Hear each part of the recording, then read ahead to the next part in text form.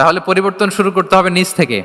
ওর এই সমস্যা, ওর এই সমস্যা, ওর এটা, আরে মিয়া তোমার কি সমস্যা ওইটা বলো। দেখেন অন্যের দিকে এক আঙ্গুল দেখালে নিজের দিকে কয় আঙ্গুল যায় বলেন তো? তিনটা। আমি যে টপিকটা নিয়ে আজকে আলোচনা করব সেটা হচ্ছে prophetic mindset through the lens of সিরা or through the lens of সুন্নাহ। রাসূল সাল্লাল্লাহু আলাইহি ওয়াসাল্লাম ওনার মাইন্ডসেট কেমন ছিল? মাইন্ডসেট মানে কি? মনস্তত্ত্ব, তাই তো? মানুষের মেন্টাল অ্যাটিটিউড, সে যেভাবে ভাবে, যেভাবে চিন্তা করে, একটা মানুষ তার চারপাশের জগৎটাকে যেভাবে দেখে, যেভাবে ভাবে, যেভাবে চিন্তা করে এবং যেভাবে সে সিদ্ধান্ত নেয়, এটাকে বলে তার mindset, the way of thinking. তো রাসূলুল্লাহ সাল্লাল্লাহু আলাইহি ওয়াসাল্লামের মাইন্ডসেট কেমন ছিল? তিনি বিভিন্ন সিচুয়েশনে কিভাবে সিচুয়েশনটাকে ডিল করতেন, ওনার অ্যাপ্রোচ কেমন ছিল, কোন পরিস্থিতিতে কিভাবে রিয়্যাক্ট করতেন, কিভাবে রেসপন্স করতেন, কিভাবে থিঙ্ক করতেন, কিভাবে ডিসিশন মেকিং করতেন, এই টোটাল বিষয়টাকে আজকে আমরা prophetic mindset through the lens of সিরাতে কভার করবার চেষ্টা করবো ইনশাআল্লাহ। একটু ভারী টপিক, তারপরে খুব সহজ করে উপস্থাপন প্রেজেন্টেশন করতে পারলে এটা বোঝা যাবে ইনশাআল্লাহ বিইذনিল্লাহ। তাহলে আমি প্রায়ই রাসূল সাল্লাল্লাহু আলাইহি ওয়াসাল্লামের মাইন্ডসেট বোঝানোর জন্য সিরাতে ঢুকে যাব, মানে রাসূল সাল্লাল্লাহু আলাইহি ওয়াসাল্লামের আসিরা আল আতেরা আল মুবারাকা, ওনার বায়োগ্রাফিতে প্রবেশ করব এবং সেখান থেকে রেফারেন্সগুলো শেয়ার করব আপনাদের সাথে, এবং সুন্নাহ থেকে রেফারেন্স শেয়ার করব, যাতে করে আমাদের কাছে ক্লিয়ার হয় যে ওনার মাইন্ডসেটটা কেমন, দৃষ্টিভঙ্গি কেমন। আমরা অনেকে বলি না যে দৃষ্টিভঙ্গি বদলান তো জীবন বদলে যাবে, এটা বলি না আমরা? তার মানে এটা খুব গুরুত্বপূর্ণ, মাইন্ডসেট খুব গুরুত্বপূর্ণ। আমরা প্রফিটিক মাইন্ডসেট নিয়ে কথা বলবো ইনশাআল্লাহ। আমি আমার রিসার্চে 12টা মাইন্ডসেট খুঁজে পেয়েছি, based on my personal research. আরও কিছু মাইন্ডসেট থাকতে পারে, কিন্তু মেইনলি ঘুরে ফিরে এই 12টার মধ্যেই সীমাবদ্ধ রাসূল সাল্লাল্লাহু আলাইহি ওয়াসাল্লামের মাইন্ডসেট। সেই 12টা মাইন্ডসেট কি কি, আমি পয়েন্টগুলো উল্লেখ করে আমি মূল আলোচনাতে প্রবেশ করছি। প্রথম হচ্ছে গড সেন্ট্রিক মাইন্ডসেট, 2 নম্বরে ভিশন ওরিয়েন্টেড, 3 নম্বরে উইজডম ড্রিভেন, 4 নম্বরে রিফর্ম সেন্ট্রিক, 5 নম্বরে ওপেন মাইন্ডেড, 6 নম্বর এন্টারপ্রেনাল, 7 নম্বর কনসিডারেট, 8 নম্বর ট্রান্সপারেন্ট, 9 নম্বর এপ্রিসিয়েটিভ, 10 নম্বর হচ্ছে ফ্লেক্সিবল, 11 নম্বর অপটিমিস্টিক, 12 নম্বর হচ্ছে resilient. Based on my research, আমার ক্ষুদ্র গবেষণা আমি খুঁজে পেয়েছি যে রাসূল সাল্লাল্লাহু আলাইহি ওয়াসাল্লাম এই ধরনের মানসিকতার অধিকারী ছিলেন, এই অ্যাপ্রোচের অধিকারী ছিলেন। প্রথম যেই মাইন্ডসেটটা নিয়ে আমরা আলোচনা করব সেটা হচ্ছে গড সেন্ট্রিক মাইন্ডসেট বা আল্লাহ সেন্ট্রিক মাইন্ডসেট। অর্থাৎ রাসূল সাল্লাল্লাহু আলাইহি ওয়াসাল্লাম যে কোনো কাজে তিনি আল্লাহ তাআলাকে ফিল করতেন, সব কিছু ছিল আল্লাহ তাআলা কেন্দ্রিক। যাই তিনি করতেন না কেন, একজন মহান সত্তার সন্তুষ্টির জন্যই তিনি সেটা করতেন। তিনি কে? আওয়াজ করে বলুন, তিনি কে? আল্লাহ সুবহানাহু ওয়া তাআলা। তার সন্তুষ্টির জন্যই তিনি সব কিছু করতেন এবং সব সময় তিনি এটা ফিল করতেন যে আমার আসল ভরসা স্থল হচ্ছে আল্লাহ তাআলা। আসল ভরসা স্থল কে?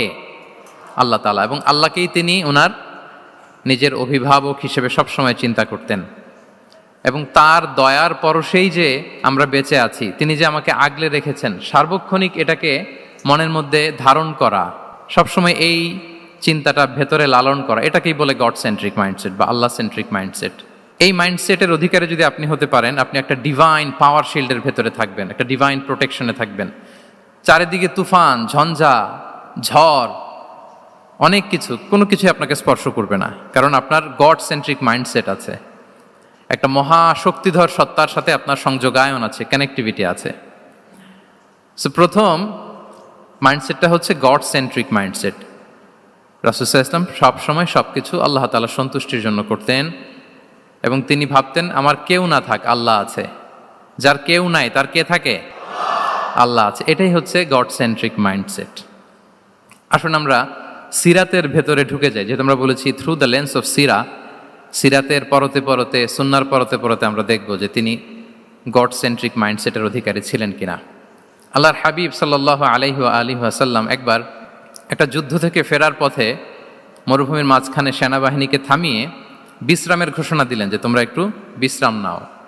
তো উনি একটা গাছের নিচে বিশ্রামের জন্য গেলেন এবং সেখানে গাছের ডালে ওনার তলোয়ারটা ঝুলিয়ে রাখলেন, ঝুলিয়ে বিশ্রাম নিতে লাগলেন, ঘুমিয়ে পড়লেন। হঠাৎ এক বেদুইন এসে রাসূল সাল্লাল্লাহু আলাইহি ওয়াসাল্লামের এই কোষবদ্ধ তলোয়ারটা কোষমুক্ত করে এরকম হাতে নিল। রাসূল সাল্লাল্লাহু আলাইহি ওয়াসাল্লাম ঘুম থেকে জেগে উঠলেন।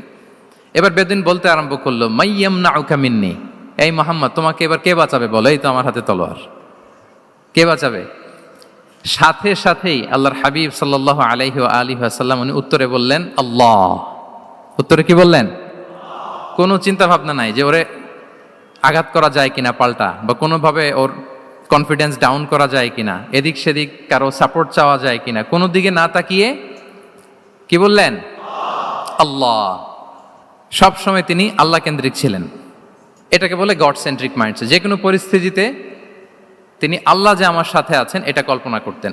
এবং সুনানে আবু দাউদের একটি বর্ণনা এসছে, রাসূল সাল্লাল্লাহু আলাইহি ওয়াসাল্লাম কানা নবী সাল্লাল্লাহু আলাইহি ওয়াসাল্লাম ইযা হাযাবাহু আমরুন সাল্লা, তাকে যখন কোনো জিনিস বিচলিত করতো তিনি জায়নামাজের মুসল্লায় দাঁড়িয়ে যেতেন, সালাতের জন্য দাঁড়িয়ে যেতেন।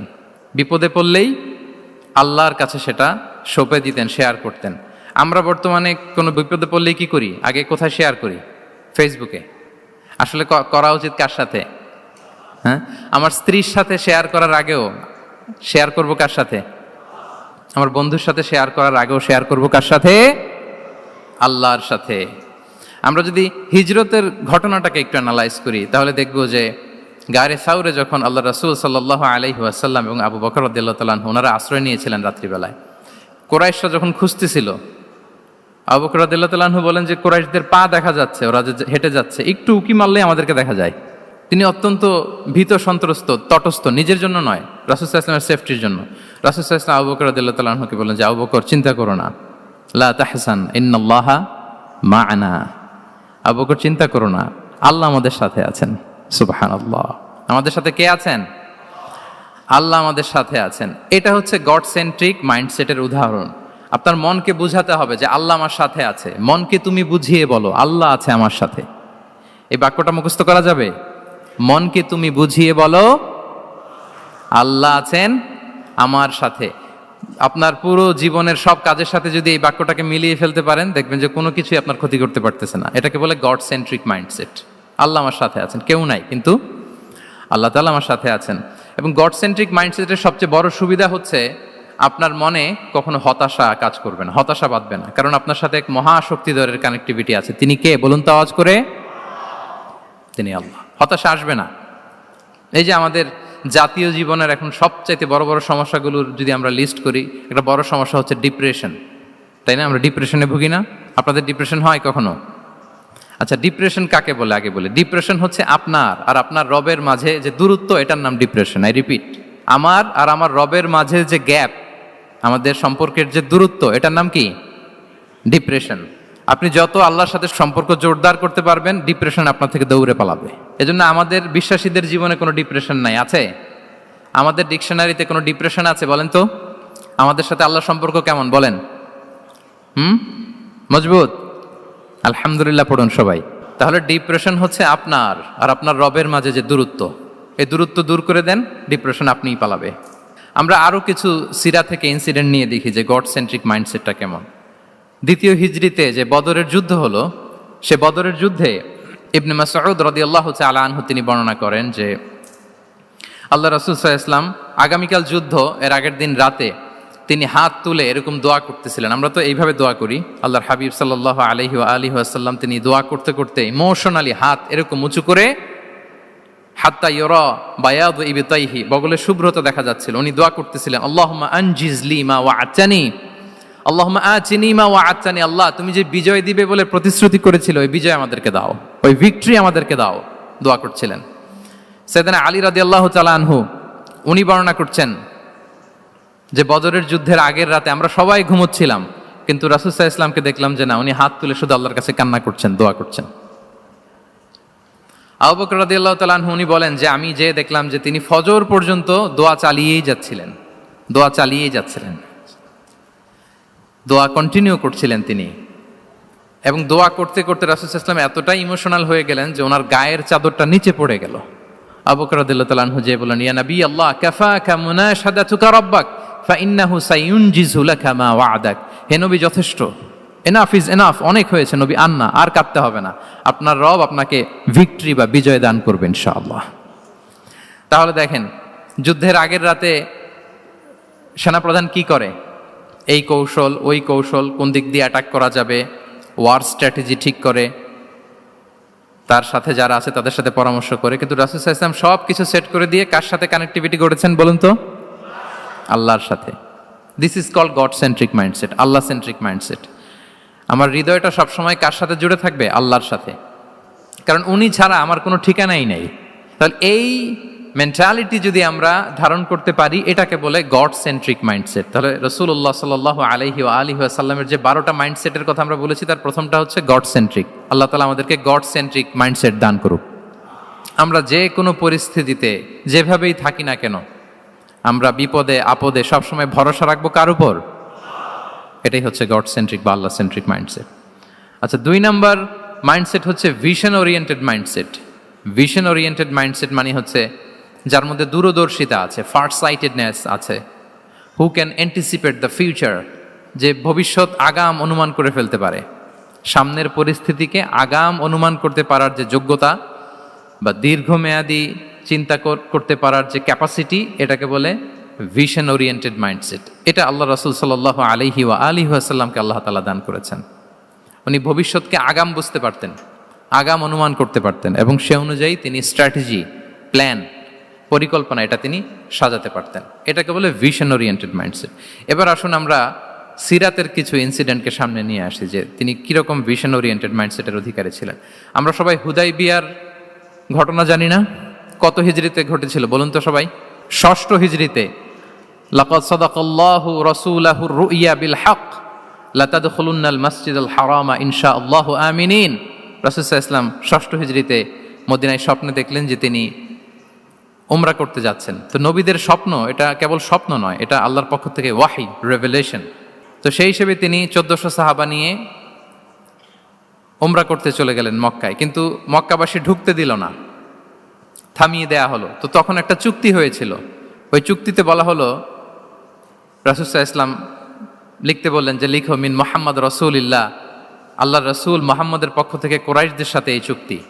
কুরাইশরা আপত্তি করলো যে না, শুধু মুহাম্মদ লেখা যাবে, রসুলুল্লাহ লেখা যাবে না, কারণ তুমি যে রসুলুল্লাহ, আল্লাহর রসুল, এটা যদি আমরা মেনে নেই তাহলে তোমার সাথে আর আমাদের দ্বন্দ্ব কিসের, আমরা তো ভাই ভাই হয়ে গেলাম, রসুলুল্লাহ কাটো। সাহাবারা কেউ রাজি হয় না, বিশেষ করে ওমরে ফারুক রাদিয়াল্লাহু তাআলা, উনি রাজি হয় না, না না এটা কাটা যাবে না। রাসূল সাল্লাল্লাহু আলাইহি ওয়াসাল্লাম অনেক বলে কয়ে বুঝালেন যে না, দীর্ঘমেয়াদী চিন্তা করতে গেলে আমাদের এখন একটা শান্তি চুক্তির দরকার আছে, যাতে করে আমরা আমাদের গ্লোবাল নেভিগেশন সিস্টেম, দাওয়া সিস্টেমকে আরো স্ট্রং করতে পারি। অনেক বলে কয়ে রাসূলুল্লাহ কাটা হলো। এরপর তারা বলে চুক্তিতে লিখো যে এই বছর উমরা করতে দেয়া হবে না, এই বছর ফিরে যাবেন আপনারা সবাই। এটাও সাহাবারা রাজি হয় না, আল্লাহ রাসূল সাল্লাল্লাহু আলাইহি ওয়াসাল্লাম রাজি হলেন। আবার আরেকটা ক্লোজে লেখা হলো যে আগামী বছর আসলেও 3 দিনের বেশি থাকা যাবে না, সেটাও রাজি হয়ে গেল রাসূল সাল্লাল্লাহু আলাইহি ওয়াসাল্লাম, সাহাবারা রাজি হচ্ছেন না।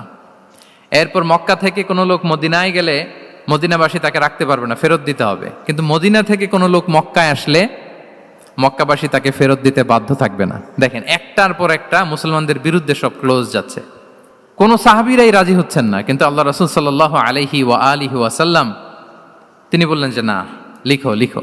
উমর ফারুক রাদিয়াল্লাহু তাআলা আনহু এতটাই রাগান্বিত হলেন, তিনি প্রশ্ন করলেন, ইয়া রাসূলুল্লাহ, আলাইসা আনতা নাবিয়্যুন হক, আপনি এই যে কম্প্রোমাইজের পর কম্প্রোমাইজ করে যাচ্ছেন, আপনি কি সত্য নবী নন, সত্য রাসূল নন? আলাসনা আলা দীনিন হক, আমরা কি সত্যের উপর প্রতিষ্ঠিত নই? আলাইসাল কুরআনু কিতাবুন হক, তো সব যদি সত্য হয় আপনি কেন এগুলো মানছেন? রাসূল সাল্লাল্লাহু আলাইহি ওয়াসাল্লাম বললেন যে ওমর, তুমি বাদশেদো না, মেনে নাও। মেনে নিলেন, এবং এই মেনে নেওয়াটাকে আল্লাহ ভিক্টরি বলে ঘোষণা দিলেন, বিজয় বলে। আল্লাহু আকবার। ইন্না ফাতাহনা লাকা ফাতহাম মুবিনা। এবং হুদাইবিয়ার এই সন্ধি থেকেই বেসিকলি মক্কা বিজয় ওইদিকে ত্বরান্বিত হয়েছে গতি প্রবাহটা। কারণ রাসূল সাল্লাল্লাহু আলাইহি ওয়াসাল্লাম অনেক দূর দেখেছেন, সাহাবারাই সামনের কিছু বিষয়ে তারা খেয়াল করছেন, কিন্তু রাসূলুল্লাহ সাল্লাল্লাহু আলাইহি ওয়া আলিহি ওয়াসাল্লাম তিনি অনেক দূর দেখতে পাচ্ছেন। আচ্ছা বলেন, 3 তলার উপর থেকে একজন একটা ভিউ দেখতে পায়, আর 30 তলা উপর থেকে আরেকজন একটা কন্ডোমিনিয়ামের উপর থেকে একটা পানোরামিক ভিউ দেখতে পায়, দুইজনের ভিউ দেখা কি একরকম হয়? বলেন, একরকম হবে? কখনোই হবে না। তাহলে 30 তলার উপর থেকে যিনি দেখবে তিনি একটা পানোরামিক ভিউ দেখবে, দ্য টোটাল সিনারিও তার কাছে ক্রিস্টাল ক্লিয়ার হবে, যেটা সাহাবা রিদওয়ানুল্লাহি তাআলা আলাইহিম আজমাইন ওনাদের কাছে ক্লিয়ার ছিল না। এবং ঠিকই এই যে এটা তো বেশি দিন স্থায়ীও হয়নি, 6ষ্ঠ হিজরি থেকে 8ম হিজরি, মাত্র 3 বছরের ব্যবধানে রাসূল সাল্লাল্লাহু আলাইহি ওয়াসাল্লাম যত রিজিওনাল সুপার পাওয়ার ছিল, ওয়ার্ল্ড সুপার পাওয়ার ছিল, পার্সিয়ান এম্পায়ার, তারপর Roman empire, Byzantine empire, Egyptian empire, সব এম্পায়ারদের কাছে চিঠি পাঠিয়েছেন, সালামুন আলা মান ইত্তাবা আল হুদা আসলিম তাসলাম। এবং ইসলামের এক্সপান্ড হয়েছে, ওনার গ্লোবাল নেভিগেশন সিস্টেম উনি চালু করেছেন। এর কারণ কি? উনি ছিলেন ভিশন ওরিয়েন্টেড মাইন্ডসেটের অধিকারী, দূরদর্শী, অনেক দূর দেখতে পেতেন, অনেক দূর তিনি দেখতে পেতেন। দীর্ঘমেয়াদী তিনি পরিকল্পনা করতে পারতেন। এটা হচ্ছে ভিশন ওরিয়েন্টেড মাইন্ডসেট যারা হয় তাদের ক্যারেক্টারিস্টিক্স বা ফিচার। আরও একটা উদাহরণ দেই, আপনারা কি বলতে পারেন আবিসিনিয়াতে নবুয়তি কত সালে সাহাবারা হিজরতে গিয়েছিল? বলতে পারবেন কেউ? হ্যাঁ, নবুয়তি কত সালে? 5ম সালে। হ্যাঁ, নবুয়তি 5ম বছর ওনারা আবিসিনিয়াতে, বর্তমানে যেটা ইথিওপিয়া বা ইরিত্রিয়া, সেখানে সাহাবারা হিজরতে গিয়েছিলেন। এবং আবিসিনিয়াতে এই যে হিজরতে গেল, তারা সবাই মিলে ফিরে এসেছিল মদিনায় কবে? এটা কি কেউ জানেন? আল্লাহ আকবার, মাশাআল্লাহ মাশাআল্লাহ। বসুন। খায়বার বিজয়ের দিন এসেছিলেন। আবিসিনিয়াতে যারা হিজরতে গিয়েছিলেন তারা মদিনায় ব্যাগ এন্ড ব্যাগেজ সব কিছু নিয়ে খায়বার বিজয়ের সময়, মানে 7ম হিজরিতে এসেছিলেন। তো রাসূল সাল্লাল্লাহু আলাইহি ওয়াসাল্লাম যখন মক্কা থেকে মদিনায় হিজরত করলেন, সব সাহাবারা মদিনায় চলে আসছেন। মদিনায় এখন একটা ইসলামিক সোসাইটি, ইসলামিক স্টেট। বদরের যুদ্ধে মুসলমানদের বিজয়, খন্দকে বিজয়, খন্দক তো 5মে। তারপরে ওনারা কেন আসে না বলেন তো? আসেনি। 7ম হিজরিতে এসেছেন। জাফর রাদিয়াল্লাহু তাআলা আনহুর নেতৃত্বে, সাইয়েদনা আলী রাদিয়াল্লাহু তাআলা আনহুর আপন ভাই, বড় ভাই, ওনার নেতৃত্বে যখন 7ম হিজরিতে ওখানে যাওয়ার 15 বছর পর যখন তারা সবাই ফিরলেন, রাসূল সাল্লাল্লাহু আলাইহি ওয়াসাল্লাম এত খুশি হলেন, তিনি বললেন, মা আদরি বিআইয়িহিমা আনা আফরাহ বিফাতহি খাইবার আও বিকুদুমি জাফর। আমি কোনটাতে বেশি খুশি আজকে আমি জানি না, খায়বার বিজয়ে বেশি খুশি না আমার ভাই জাফরকে পেয়ে বেশি খুশি। আল্লাহু আকবার, এত খুশি হয়েছিলেন। তো এখন এমনি তো মনে প্রশ্ন জাগে যে রাসূল সাল্লাল্লাহু আলাইহি ওয়াসাল্লাম যখন মদিনায় চলে আসলেন, কোরআনের আয়াতগুলো নাজিল হয়, সালাত ফরজ হলো, জাকাত আসলো, সব হলো, একটার পর একটা হচ্ছে, ইসলামিক স্টেট, তো ওনারাই কেন আবিসিনিয়াতে পড়ে আছেন? প্রশ্ন জাগে না? ওই সময় একটা ক্রাইসিস মোমেন্ট ছিল, তখন ওনারা গিয়েছিল আবিসিনিয়াতে, কিন্তু আসে না কেন? ওনারা এসেছেন 7ম হিজরিতে। এর কারণ আবিসিনিয়ায় কিছু মুসলিমদেরকে রেখে দেওয়া, এটা রাসূলুল্লাহ সাল্লাল্লাহু আলাইহি ওয়াসাল্লামের প্ল্যান বি ছিল। কি ছিল? Plan B. রাসূল সাল্লাল্লাহু আলাইহি ওয়াসাল্লাম অপেক্ষা করছিলেন যে মদিনাকে প্রথমে ইন্টারনাল যত থ্রেট আছে এগুলো থেকে মুক্ত করতে হবে, এরপরে মদিনাকে যত এক্সটার্নাল থ্রেট আছে এগুলো থেকে মুক্ত করতে হবে। সব যখন মুক্ত করে উনি দেখলেন যে না, মদিনা সেফ জোন, এখন আর আলাদা একটা বেজ, একটা এক্সট্রা সেফ জোন বা এডিশনাল বেজ আমার কোথাও দরকার নাই, তখনই তিনি লোক পাঠালেন যে যাও, জাফরের নেতৃত্বে আবিসিনিয়ায় যারা হিজরত করেছে তারা সবাই মদিনায় চলে আসো। সুবহানাল্লাহি বিহামদি। তাহলে একটা প্ল্যানে কাজ করতেন না। আমরা তো এরকম করি, একটাই প্ল্যান। প্ল্যান কয়টা? এটা যদি ওয়ার্ক না করে শেষ, আমু নাই, সালাও নাই। কিন্তু রাসূলুল্লাহ সাল্লাল্লাহু আলাইহি ওয়া আলিহি ওয়াসাল্লামের প্ল্যান এ ছিল, প্ল্যান বি ছিল, প্ল্যান সি ছিল। প্ল্যান এ ওয়ার্ক না করলে প্ল্যান বি তে যেতেন, বি ওয়ার্ক না করলে সি তে যেতেন, এইভাবে তিনি কাজ করতেন।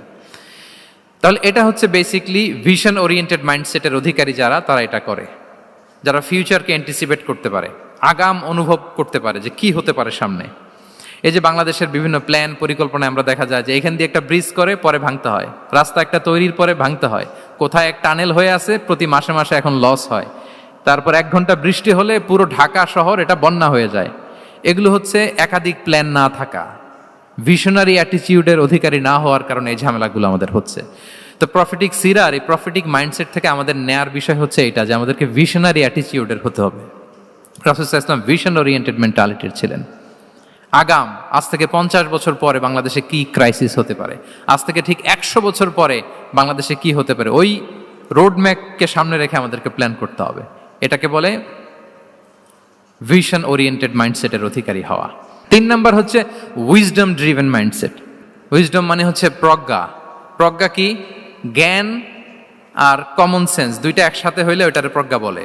When the knowledge and common sense join together, it reflects as wisdom. আপনার জ্ঞান এবং আপনার কমন সেন্স একসাথে হইলে ওইটা উইজডম হয়ে যায়। রাসূল সাল্লাল্লাহু আলাইহি ওয়াসাল্লাম ছিলেন প্রজ্ঞায় সমৃদ্ধ এক মননের অধিকারী। ওনার সব কিছুতেই প্রজ্ঞা ছিল। উইজডম ইন গিভিং অ্যাডভাইস, উপদেশ দেওয়ার সময় ছিল। উইজডম ইন পলিসি মেকিং এর সময় সেখানে প্রজ্ঞা ছিল। Wisdom in action, strategic plan, কোনো স্ট্র্যাটেজিক প্ল্যানের ক্ষেত্রে প্রজ্ঞা ছিল। রাসূল সাল্লাল্লাহু আলাইহি ওয়াসাল্লাম একই প্রশ্নের উত্তর এক একজনকে এক একভাবে দিতেন। অনেক সাহাবারা জিজ্ঞেস করতেন যে রাসূলুল্লাহ, একই প্রশ্ন, একে বললেন এইটা, ওরে বললেন ওইটা, ওরে বললেন আরেকটা, এটা কেন?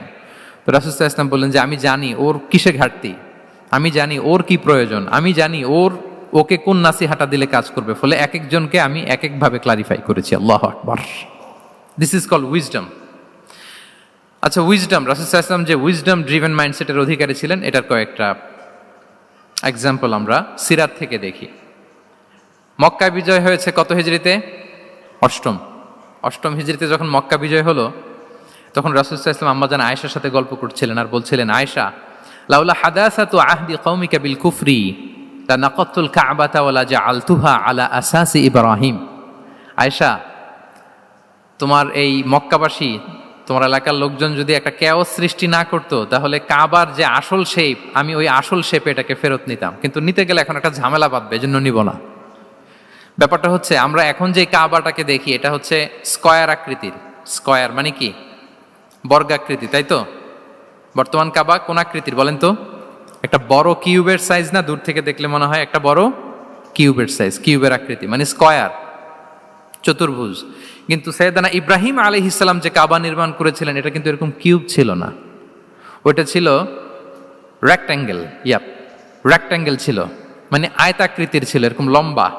এই যে এই টেবিলটা যেরকম, টেবিলের যে শেপ এইরকম ছিল, এরকম লম্বা কাবাঘর ছিল আয়তাকৃতির। কিন্তু এখন এটা কমে স্কয়ার আকৃতির হয়ে গেছে।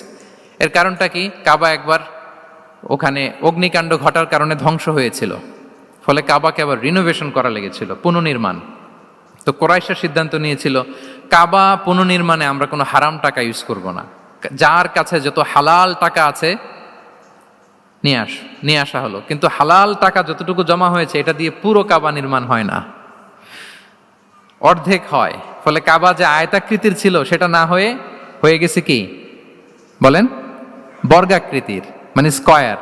ওই স্কয়ার কাবাই আজ পর্যন্ত রয়ে গেছে। কিন্তু ওই যে আয়তক্ষেত্রের যে শেপের মধ্যে যতটুকু জায়গা বাকি ছিল, ওইখানে দেখবেন একটা ক্রিসেন্টের মতো আছে, হেজরে ইসমাইল, হাতিমে কাবা বলে। ওইটার ভিতরে নামাজ পড়া আর কাবার ভিতরে নামাজ পড়া একই হুকুম। ওইটার ভিতরে নামাজ পড়া আর কাবার ভিতরে নামাজ পড়া কি একই হুকুম। ফলে ওই হাতিমের ভেতরে ফরজ সালাত আদায় হয় না, নফল সুন্নাত পড়া যায়। এমনকি কাবার ভেতরেও ফরজ সালাত আদায় করলে আদায় হবে না, কারণ নামাজের ফরজের মধ্যে একটা ফরজ হচ্ছে ইলা জিহাতিল কাবা, টু দ্য ডাইরেকশন অফ কেবলা। আপনার কেবলা মুখী হইতে হবে না। আপনি তো কাবার ভিতরে ঢুকে গেছেন, এখন কাবা কোন দিকে? কাবা তো নাই, বের হইতে হবে। বের হয়ে কাবা মুখী হলে সালাত হবে। I think you got the point. তো তাহলে রাসূল সাল্লাল্লাহু আলাইহি ওয়াসাল্লামের উইজডম বা প্রজ্ঞাটা এখানে দেখেন। আম্মাজান আয়েশা রাদিয়াল্লাহু তাআলা আনহাকে উনি বললেন যে, আয়েশা, মক্কা তো বিজয় হলো, মক্কার কন্ট্রোল তো এখন আমার হাতে। চাইলে আমি কাবাকে ভেঙে সেই ইব্রাহিম আলাইহিস সালামের যে বেইজ, এরকম লম্বা করে শেপ দিতে পারি, কিন্তু দিব না।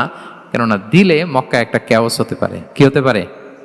কারণ তারা একেবারে ভেরি রিসেন্ট মুসলমান হয়েছে, তারা না বুঝেই বলবে যে সেই আদি কাবা, মোহাম্মদ এই কাবার অপমান করেছে, কাবাকে ভুলুণ্ঠিত করেছে, সম্মানকে নষ্ট করেছে, এরকম একটা কোশ্চেন রাইজ করতে পারে। এই জন্য আমি করলাম না। সুবহানাল্লাহ, দিস ইজ কল্ড উইজডম। এটাকে কি বলে? প্রজ্ঞা। এটাকে প্রজ্ঞা বলে। তাহলে আপনার জ্ঞান এবং আপনার কমন সেন্স দুইটা যখন কানেক্ট করে, তখন সেটা প্রজ্ঞা হয়। প্রজ্ঞার আরেকটা উদাহরণ যদি দেই সিরাত থেকে, রাসূল সাল্লাল্লাহু আলাইহি ওয়াসাল্লামের যে কনফ্লিক্ট রিজলভিং ক্যাপাসিটি ছিল, যখন কাবাকে পুনর্নির্মাণ করা হচ্ছে, তখন হাজরে আসওয়াদকে বের করা লেগেছিল, এবং রিনোভেশন শেষে আবার হাজরে আসওয়াদকে তার জায়গা মতো, মানে ব্ল্যাক স্টোন, যেটাতে চুমু দিলে মানুষের গুনাহ মাফ হয়ে যায়, হাজরে আসওয়াদ, চিনতে পেরেছেন না? ফলে অনেক বোনেরা যাদের জন্য হেজাব নিকাব মেনটেন করা হচ্ছে ফার্জ, পর্দার কোনো বালাই নাই, পুরুষের সাথে ধাক্কা ধাক্কি করে তার শরীর মিশে যাচ্ছে, গা মিশে যাচ্ছে, ধাক্কা ধাক্কি করে একটা সুন্নতের জন্য ফরজকে স্যাক্রিফাইস করে ফেলতেছে। মানে ফোকাস ঠিক নাই আর কি, কোথায় যে কোনটা করতে হবে ওইটাই ভুলে গেছে। তো এই হাজরে আসাদ পাথরকে আবার জায়গা মতো রাখতে হবে। এখন কে রাখবে এই নিয়ে মারামারি মক্কায়। বড় বড় চারটা গোত্র বলে, এই গোত্র বলে আমি রাখবো, এই গোত্র বলে আমি রাখবো, আরেক গোত্র বলে রক্তের গঙ্গা বইয়ে দেব মক্কায়, কিন্তু এই সম্মান অন্যকে নিতে দিব না, কারণ ইটস ভেরি প্রেস্টিজিয়াস ইস্যু। যা আমাদের গোত্র এই ব্ল্যাক স্টোন হাজরে আসওয়াদকে নিয়ে জায়গা মতো রেখেছে, এটা কাউকে দিব না। তো সবাই যখন মারমুখী, তখন আল্লাহ রাসূল সাল্লাল্লাহু আলাইহি ওয়া আলিহি ওয়াসাল্লাম তিনি সমাধান দিলেন যে মারামারির দরকার নাই, একটা চাদর নিয়ে আসো। নিয়ে আসা হলো। 4 গোত্রের 4 লিডারকে বললেন, চাদরের 4 কোণা ধরো। 4 জন 4 কোণা ধরলো। রাসূল সাল্লাল্লাহু আলাইহি ওয়াসাল্লাম তিনি পাথরটা নিয়ে মাঝখানে রাখলেন। এবার 4 নেতাকে বললো, আসো, জাতীয় 4 নেতা চলে আসো। কাবার সামনে চলে আসলো। এরপরে আল্লাহ রাসূল সাল্লাল্লাহু আলাইহি ওয়াসাল্লাম ওনার মোবারক হাত দিয়ে, বরকতময় হাত দিয়ে হাজরা আসওয়াদকে নিয়ে নিজ হাতে রাখলেন। এবার সবাই হ্যাপি, কারণ অংশগ্রহণ করতে পারছে। আসলে সব মূল স্ট্যাটাস কিন্তু চলে গেছে রাসূলের দিকে, নাকি? ওরা তো এটা টাচও করতে পারে নাই, পারছে? ওরা চাদর ধরেই হ্যাপি, কিন্তু পাথরটা ধরেছিল কে? রাসূল সাল্লাল্লাহু আলাইহি ওয়াসাল্লাম। চাদরে রেখেছিল কে? রাসূল সাল্লাল্লাহু আলাইহি ওয়াসাল্লাম। চাদর থেকে নিয়ে আবার কাবা ঘরে সেট করেছিল কে? রাসূলুল্লাহ সাল্লাল্লাহু আলাইহি ওয়া আলিহি ওয়াসাল্লাম। এভাবে উনি কনফ্লিক্ট রিজলভ করতেন থ্রু হিজ উইজডম, ওনার প্রজ্ঞার মধ্য দিয়ে। আমরা যদি তায়েফের ঘটনা দেখি, রক্তাক্ত হয়েছেন, পাহাড় রক্ষী ফেরেশতারা এসে বলেছে, রাসূলুল্লাহ জাস্ট অর্ডার করেন, আমরা কলাপস করবো এমন ভাবে the entire Taif city will be collapsed, একেবারে স্ম্যাশ করে দিব, পাউডার হয়ে যাবে। রাসূল সাল্লাল্লাহু আলাইহি ওয়াসাল্লাম বললেন, না, বাল আরজু আন ইউখরিজাল্লাহু মিন আসলাবিহিম মান ইয়াবুদুল্লাহা ওয়াহদাহু ওয়া লা ইউশরিকু বিহি শাইআ। তিনি বললেন, না, ওদেরকে ধ্বংস করে দিও না। ওদেরকে ধ্বংস করলে লা ইলাহা পড়বে কে? সুবহানাল্লাহ। কি উইজডম ড্রিভেন ছিলেন উনি। উনি বলেন যে আমি আশা করি, প্রত্যাশা রাখি, দোয়া করি যে ওরা আমাকে প্রত্যাখ্যান করেছে, কিন্তু ওদের যে নেক্সট জেনারেশন, ওরা সাক্ষী দেবে আশহাদু আল্লাহ ইলাহা ইল্লাল্লাহ ওয়া আশহাদু আন্না মুহাম্মাদার রাসূলুল্লাহ। এবং তাই হয়েছে। এখন তায়েফে যান, চারদিক থেকে আল্লাহু আকবার ধ্বনিতে মুখরিত তায়েফ। এবং এত চমৎকার শহর, এটা একটা ট্যুরিস্ট ডেস্টিনেশন হয়ে গেছে। সৌদি আরবিয়াতে যারা যায়, তায়েফ না গেলে লোকদের ভালো লাগে না। ঠান্ডা, সবুজ শ্যামল, রেইনফল হয়, ফলমূল পাওয়া যায়। আব্দুল্লাহ ইবনে আব্বাস রাদিয়াল্লাহু তাআলা আনহুর স্মৃতিধন্য মসজিদ আছে, অনেকগুলো ইউনিভার্সিটি আছে, ইসলামিক ইনস্টিটিউশন আছে। এই যে নয়নাভিরাম তায়েফ, এটা রাসূল সাল্লাল্লাহু আলাইহি ওয়াসাল্লামের উইজডমের ফসল। ওই দিন যদি রাগের চোটে বলতো যে হ্যাঁ দাও, স্ম্যাশ করে দাও, তাইলে এই যে যারা শাহাদা পড়েছে, মুসলিম হয়েছে, এটা কিন্তু হতো না। তাহলে এটা হচ্ছে রাসূল সাল্লাল্লাহু আলাইহি ওয়াসাল্লামের প্রজ্ঞার একটা উদাহরণ। আরো একটা উদাহরণে যাই। রাসূল সাল্লাল্লাহু আলাইহি ওয়াসাল্লাম যখন আকাবার দ্বিতীয় শপথ করে ফেললেন ইয়াসরিববাসীর সাথে, তখনও মদিনা হয়নি, তো তখন মদিনাবাসী বলল যে রাসূলুল্লাহ, আপনি তো এখনো হিজরত করবেন না, তো আমাদেরকে কোরআন শিখাবে কে, সালাত শিখাবে কে? আপনি একজন দায়ী পাঠান, আমাদের সাথে একজন টিচার দেন। রাসূল সাল্লাল্লাহু আলাইহি ওয়াসাল্লাম তখনও মদিনাতে হিজরতে যাননি, আমাদের সাথে একজন দায়ী পাঠাবেন। তো রাসূল সাল্লাল্লাহু আলাইহি ওয়াসাল্লাম একজনকে দায়ী হিসেবে পাঠিয়েছিলেন। বলেন ওই দায়ীর নাম কি? কি নাম? মুসআব ইবনে উমাইর রাদিয়াল্লাহু তাআলা আনহু, যিনি উহুদের যুদ্ধে শহীদ হয়েছিলেন, উনাকে পাঠিয়েছিলেন। দেখেন, উনি আবু বকর রাদিয়াল্লাহু তাআলা আনহুকে পাঠান নাই, পাঠিয়েছেন ওমরে ফারুককে, ওসমান রাদিয়াল্লাহু তাআলা আনহু, আলী রাদিয়াল্লাহু তাআলা আনহু। কাউকে পাঠাইছেন? কারে পাঠালেন? মুসআবকে। এর কারণ হচ্ছে উনি দেখতে খুব স্মার্ট ছিলেন, খুব ড্যাশিং ফেসের অধিকারী ছিলেন, মক্কার এলিট ফ্যামিলির একজন যুবক ছিলেন, এবং উনি সবচাইতে দামি দামি পারফিউম কালেক্ট করে ওইটা দিতেন। উনি মক্কার কোনো রাস্তা দিয়ে হেঁটে গেলে লোকজন বুঝতো এই রাস্তা দিয়ে কিছুক্ষণ আগে হেঁটে গিয়েছে মুসআব ইবনে উমাইর। সুবহানাল্লাহ। আমরা বাংলায় বলি না যে আগে দর্শনদারি পরে গুণবিচারী? এই কথাটার সাথে পরিচিত আপনারা? আগে দর্শনদারি পরে গুণবিচারী। আল্লাহ তাআলা এক একজনকে আমাদেরকে এক এক অবয়বে সৃষ্টি করেছেন। হুয়াল্লাযী ইউসাউবিরুকুম ফিল আরহামি কাইফা ইয়াশা। আল্লাহর একটা নাম হচ্ছে তিনি আল মুসাউবির, দ্য ডিজাইনার। মায়ের গর্ভে থাকতেই আমাদের কার চেহারা, কার কণ্ঠস্বর, কার স্কিন কালার, কে কিরকম হব, সব ফিক্স তিনি ঠিক করে দিয়েছেন। এটা আল্লাহর দেয়া। কিন্তু রাসূল সাল্লাল্লাহু আলাইহি ওয়াসাল্লামের উইজডমের ব্যাপার হচ্ছে তিনি আবু বকর রাদিয়াল্লাহু তাআলা আনহু, ওমর রাদিয়াল্লাহু তাআলা আনহু, ওসমান আলী, কাউকে চুজ না করে কাকে পাঠালেন? মুসআব ইবনে উমাইরকে। যে তাকে দেখলেই সবাই আগে পাগল হয়ে যায়, মানে ইমপ্রেস হয়ে যায়। হ্যাঁ, ফার্স্ট ইমপ্রেশনটা তার খুব ভালো, খুব ভালো। উনি মুসআব ইবনে উমাইরকে পাঠালেন, এবং যেই প্ল্যান সেই কাজ। উনি যে পুরো মদিনা কাঁপায় ফেলছেন, মাশাআল্লাহ। মদিনার ঘরে ঘরে উনি ইসলামের বার্তা পৌঁছে দিয়েছেন। এবং স্বয়ং রাসূলুল্লাহ সাল্লাল্লাহু আলাইহি ওয়াসাল্লামের আগে তিনি মদিনাতে জুমার নামাজ পড়েছিলেন। কারণ জুমার বিধান আসছে, কিন্তু মক্কা এমন একটা ল্যান্ড যেখানে এখনো জুমা পড়া আবশ্যক হয় নাই, চারদিকে কুফর বেষ্টিত। তো রাসূল সাল্লাল্লাহু আলাইহি ওয়াসাল্লাম লোক পাঠিয়েছেন যে জুমার বিধান এসছে, মুসাব তুমি কিন্তু মদিনায় যারা আছে তাদেরকে নিয়ে জুমা পড়ে ফেলো। তো মুসাব রাদিয়াল্লাহু তাআলা আনহু স্বয়ং রাসূলুল্লাহ সাল্লাল্লাহু আলাইহি ওয়াসাল্লামের আগে রাসূল সাল্লাল্লাহু আলাইহি ওয়াসাল্লামের পারমিশন নিয়ে মদিনাতে জুমা কায়েম করে ফেলছে। সুবহানাল্লাহি ওয়া বিহামদিহি। দেখেন, উইজডম ড্রিভেন পার্সোনালিটির অধিকারী ছিলেন, প্রজ্ঞার অধিকারী ছিলেন, অন্য কাউকে পাঠাননি। কাকে পাঠিয়েছেন? মুসআব ইবনে উমাইর।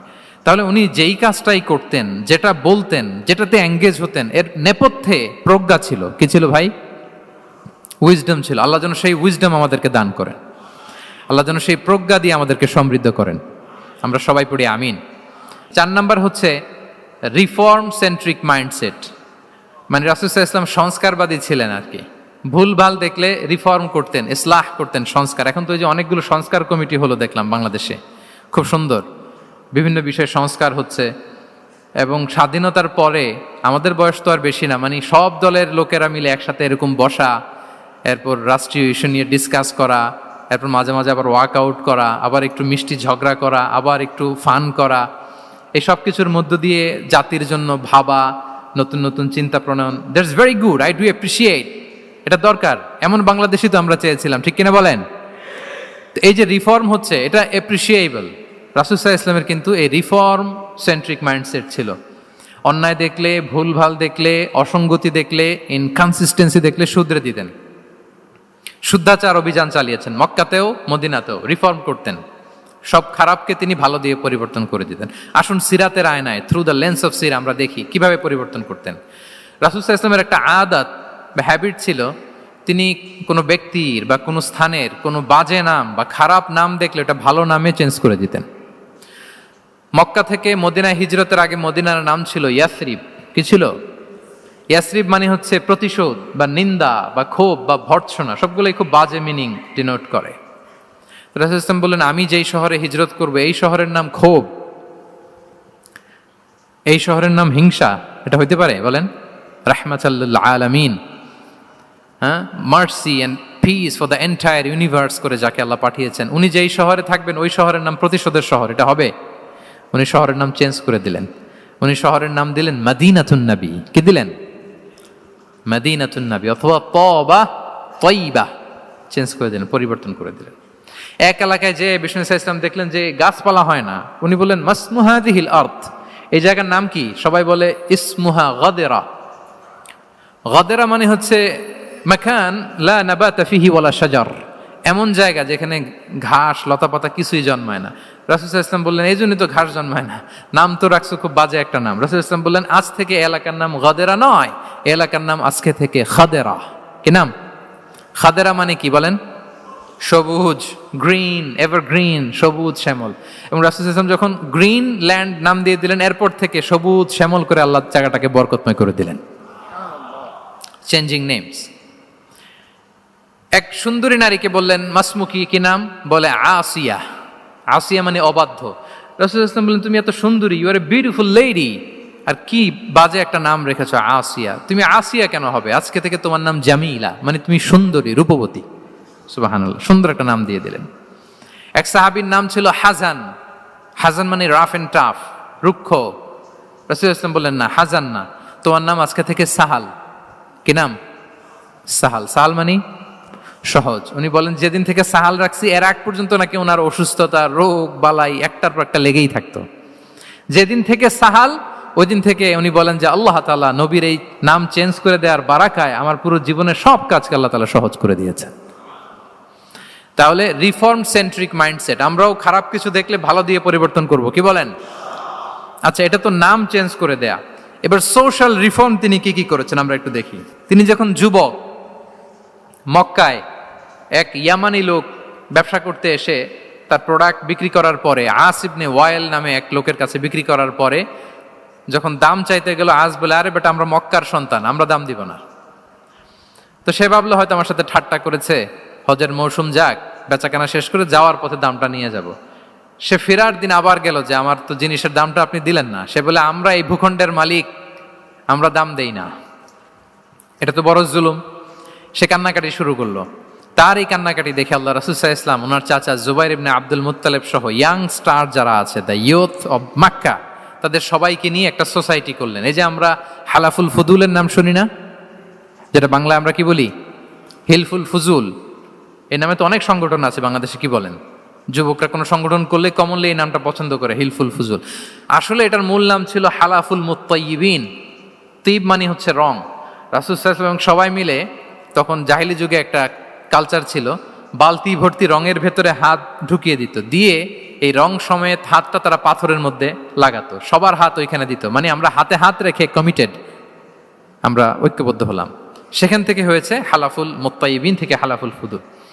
ওনারা বলল যে না, আমরা সবাই থাকবো মা আল মাজলুমি দিদ্দা যালিম, আমরা মজলুমের পক্ষে থাকবো, জালেমের বিপক্ষে থাকবো। এবং যেই প্রতিজ্ঞা ওই কাজ, সবাই মিলে আস ইবনে ওয়াইলকে ধরলো, তার কাছ থেকে টাকা আদায় করে ওই ইয়ামানি ব্যবসায়ীর কাছে পৌঁছে দিয়ে তিনি মাজলুমকে সহায়তা করেছেন। সুবহানাল্লাহ। এবং এই টেন্ডেন্সি, এই জুলুম, চাঁদাবাজি যেগুলো ছিল মক্কার জমিনে, রাসূল সাল্লাল্লাহু আলাইহি ওয়াসাল্লাম এই সোশ্যাল রিফর্মের মাধ্যমে এটাকে সংস্কার করেছেন। তাহলে এই যে রিফর্ম সেন্ট্রিক আমাদের হইতে হবে। আমাদের সমাজেও এখন চাঁদাবাজি আছে না নাই বলেন? খুন খারাপি আছে না নাই? সামাজিক অনাচার? তাহলে ঐক্যবদ্ধ হইতে হবে আমাদেরকে রিফর্মের জন্য। যুবক যারা আমরা আছি, যাদেরকে আল্লাহ আমাদের বলার সুযোগ দিয়েছে, লেখার সুযোগ দিয়েছে, ফিল্ডে কাজের সুযোগ দিয়েছে, আমরা সবসময় মজলুমের পক্ষে থাকব, আমরা সবসময় জালেমের বিপক্ষে থাকব। আমাদের নীরবতা আর আমাদের নিশ্চুপ থাকাই জালিমদেরকে আরো বড় বড় জালিম বানিয়েছে। এজন্য নাহনু মাআল মাজলুম দিদ্দাল জালিম, এটা হচ্ছে আমাদের স্লোগান। আমরা কাদের সাথে? মজলুমের সাথে। আওয়াজ করে বলেন, কার সাথে?